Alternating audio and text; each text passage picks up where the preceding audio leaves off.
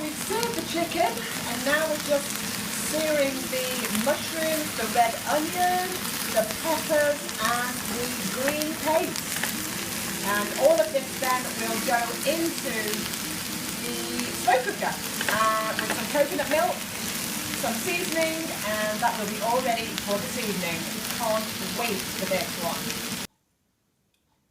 And there it is in the slow cooker, all ready to go. So that's some seared chicken and red onion, peppers, mushrooms, some green chilli paste, coconut milk, and all in the slow cooker, and that will be ready for us when we get home this evening.